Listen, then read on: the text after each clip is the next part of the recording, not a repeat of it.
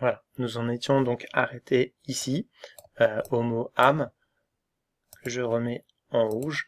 Et donc, je vous disais que le vin s'animait au sens étymologique. Alors pour les latinistes, l'animus, c'est effectivement l'esprit, l'âme. Donc, bien entendu, cette deuxième strophe ne parle pas que du vin, c'est une métaphore de l'activité poétique et bien entendu de ce qui nous intéresse dans ce recueil, c'est-à-dire l'alchimie. Le poète est en effet un artisan, poiène en grec, qui donne le mot poésie, veut dire fabriquer, créer. Et donc le poète insiste sur la couleur dorée, c'est pour ça que vous avez autant d'allusions au soleil, et alors donc vous avez le mot vermeil, je le mets en rouge, vous avez donc la lumière, vous avez la colline en flamme, et vous avez le soleil cuisant. Voilà. Donc ces vers, finalement, c'est votre raisin en quelque sorte, hein, c'est votre or, et le poète insiste sur la difficulté de ce travail pour transformer quelque chose d'a priori banal en quelque chose de beau. Ce n'est pas facile de faire de la poésie. Bien entendu, le vin, l'âme du vin reprend la parole et vous dit donc qu'elle ne sera pas ingrate ni malfaisante. Alors, on a une sorte de litote, hein, je ne serai point ingrat, c'est-à-dire je serai très reconnaissant. Vous avez une première négation que je mets en gras ici, voilà, ne point, redoublé ici par la négation ni, hein, on a travaillé sur la négation, et puis un est un préfixe négatif, et malfaisant est un préfixe lui aussi négatif. Donc en fait, moins plus moins, ça fait plus, c'est-à-dire je serai très reconnaissant. Est-ce la façon, si on est dans une métaphore poétique, de dire que le poète sera célèbre peut-être plus tard grâce à sa poésie. Et vous avez l'utilisation d'un futur qui montre que l'action va se faire certainement dans un avenir proche.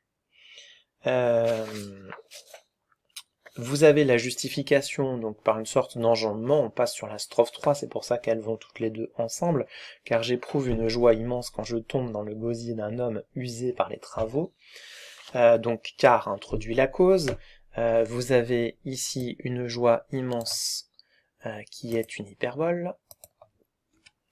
Le vin est reconnaissance, car il prend plaisir à aller dans l'estomac de son créateur, si on suit le sens propre du texte. Il y a une sorte de réciprocité. Le vin prend autant de plaisir à être bu que le vigneron a fait d'efforts pour le créer. Alors, sur cette strophe, vous avez ici un enjambement, hein. Quand vous lisez, il faudra faire attention. Et sa chaude poitrine est une douce tombe où je me plais bien mieux que dans mes froids caveaux. Et vous en avez aussi une ici, car je tombe dans le gosier d'un homme usé par ses travaux. Donc, cette idée d'enjambement mime traduit la descente du vin, descente, hein, un enjambement c'est la descente du sens sur le vers suivant, et donc on peut voir une sorte d'ambiguïté dans ces deux vers. Est-ce l'âme du vin qui prend plaisir, ou est-ce que c'est le buveur qui prend plaisir? Une sorte d'ambiguïté. Cette ambiguïté, en fait, vous en êtes pas aperçu, mais elle avait déjà commencé sur la strophe précédente. Regardez bien, je vous mets ce vers-là. Donc, votre sujet, celui qui parle, c'est l'âme du vin. Or, l'âme est un mot féminin. Or, vos deux adjectifs, ici, ingrat et malfaisant, sont masculins. Donc, est-ce que c'est qui parle? Difficile de le savoir. Il y a une sorte de fusion, hein, alors je reviens à ma strophe ici, entre le poète et la boisson. Donc,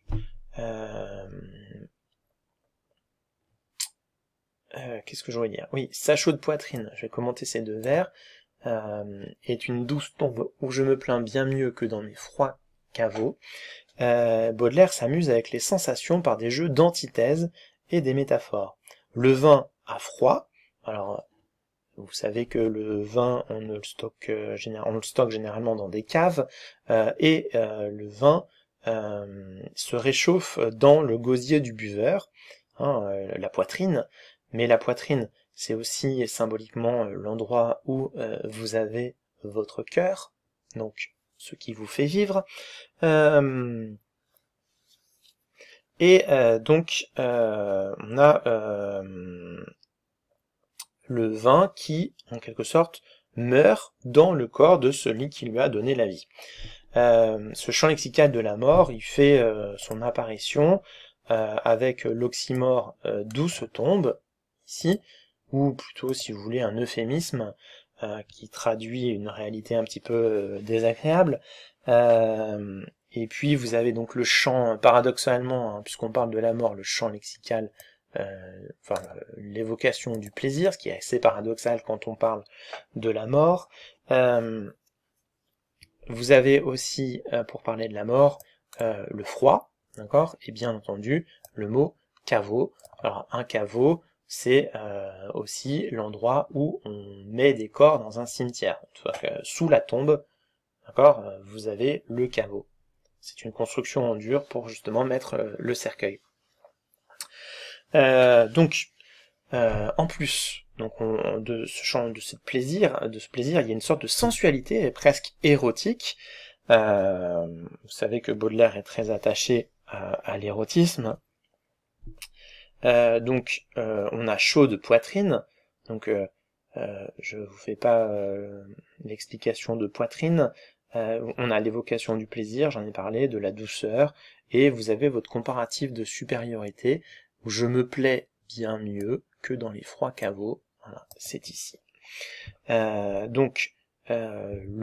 mort devient un moment plaisant, un moment heureux, agréable. Alors n'oubliez pas que c'est une mort symbolique, hein. Faut-il aller jusqu'à parler d'une petite mort? On retrouve là tout le paradoxe de la poésie de Baudelaire, la thématique des fleurs du mal, mélange de plaisir, de mort, d'éveil des sens, d'élévation, de chute, de descente aux enfers et de montée au paradis. N'oubliez pas quand même ce qu'on est en train de lire. Donc normalement l'âme doit monter au ciel, or ici, elle descend, votre âme, du vin dans les entrailles du poète. Je finirai donc ce dernier mouvement pour dire qu'il y a quand même une allusion à la religion qui est très forte, qui est très provocatrice, et qui rappelle ce qu'on appelle dans la liturgie chrétienne la transsubstantation. Alors c'est quelque chose, un mot très compliqué pour dire quelque chose de très simple. Pour ceux qui sont déjà allés à la messe, à la fin de la messe, on a les hosties, hein, et le prêtre dit ceci est mon corps, et il boit aussi du vin de messe, et le pain représente le corps du Christ, et le vin le sang du Christ, hein, et donc ici le vin, hein, de façon un petit peu provocatrice, se sacrifie comme le Christ s'est sacrifié pour les hommes, et il devient un nouveau prophète qui accomplit des miracles. Tout ceci nous amène à notre dernier mouvement où on va voir donc que le vin a des pouvoirs divins. Alors vous voyez bien le jeu de mots, hein, qui existait déjà depuis Rabelais, le pouvoir du vin, le pouvoir divin qui fait référence à la divinité. Donc la quatrième strophe, hein, questionne l'homme, commence par une question: entends-tu retentir les refrains des dimanches? Alors vous poursuivez bien entendu votre allusion à la religion. Qu'est-ce qu'on fait le dimanche? Eh bien on va à la messe. Quel est le refrain qu'on entend à la messe? Eh bien c'est le refrain des chants d'église. Mais ici vous voyez bien que on ne va pas chanter des chants d'église. C'est bien le chant des travailleurs qui se reposent le dimanche après leur travail de la semaine, et qui se retroussent les manches ici non plus pour travailler, mais pour s'accouder à table et boire.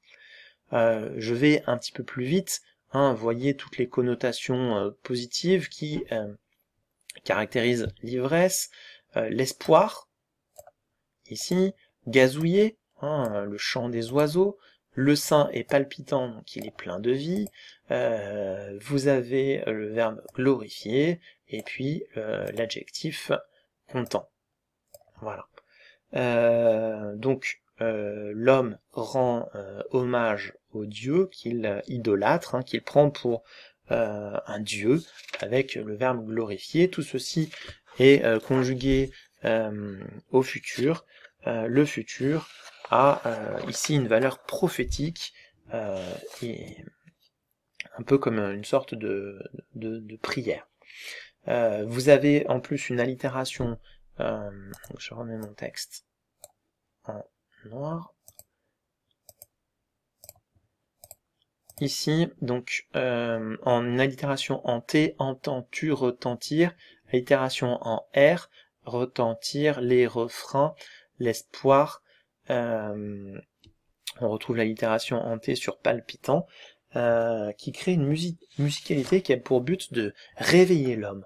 Hein, et ça reprend aussi l'idée qu'on avait dans la première strophe du chant, qui est repris ici par l'idée du refrain.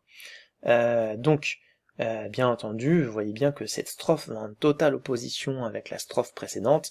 Dans la strophe précédente, on nous parlait de la mort. Ici, on nous parle plutôt de choses positives, hein, presque même comme si l'homme vénérait le vin. Voilà.